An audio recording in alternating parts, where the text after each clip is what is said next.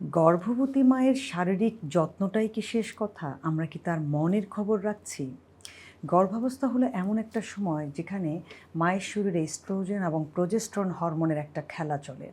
Antenatal ডিপ্রেশনের কথা আমরা অনেকেই শুনেছি, আবার অনেকেই জানি না।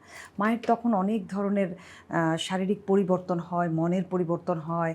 একটা অনাগত ভবিষ্যৎ নিয়ে তখন সে থাকে। তার গর্ভের সন্তান নিয়ে সে অনেক বেশি অনিশ্চয়তা থাকে। কেমন সন্তান জন্ম দিবে? সুস্থ হবে তো? তার মানসিক বিকাশ কেমন হবে? আমি কি তার যত্ন করতে পারবো তো? এই বিষয়গুলো মায়ের মনে প্রতিনিয়ত থাকে। বাচ্চার জন্য কখন কি খেতে হবে, ঘুমের সাইকেল ঠিক রাখতে হবে। পারিপার্শ্বিক অনেকগুলো বিষয় তখন কিন্তু ম্যাটার করে। আর এই বিষয়গুলো আমরা অনেক সময় জাস্ট মুড সুইং বলে উড়িয়ে দিতে চাই।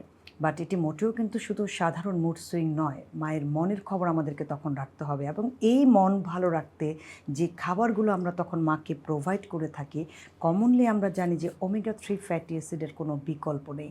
বাচ্চার এবং মায়ের নিউরোট্রান্সমিটার ঠিক রাখার জন্য, অর্থাৎ ব্রেইনকে সচল রাখার জন্য আমরা সবসময় চিন্তা করি কোন খাবারগুলো মাকে সরবরাহ করা যায়। ওমেগা-3 ফ্যাটি অ্যাসিডযুক্ত খাবার আমরা সবাই জানি যে সামুদ্রিক মাছে আছে, বাট সবসময় যে সামুদ্রিক মাছ সবাই জোগাড় করতে পারে তা কিন্তু নয়। বিকল্প চিন্তা করতে হবে। সেজন্য আমি সবসময় বলে থাকি আখরোটের কথা, চিয়া সিডের কথা। একটা গবেষণায় আসছে গর্ভবতী মা এবং তার সন্তানের জন্য চিয়া সিড একটা সুপার ফুড। কীভাবে খাবে? টক দইয়ের সাথে মিক্সড করে খাবে। যদি টক দইয়ে ভেজানো চিয়া সিড খাওয়া যায়, যে উপকার মা পাবে তা হলো চিয়া সিডে ওমেগা-3 আছে, ফাইবার আছে, আমরা প্রত্যেকে জানি, এবং অনেক মিনারেলস আছে। তার পাশাপাশি টক দই কিন্তু প্রোটিন এবং ক্যালসিয়ামের একটা সোর্স।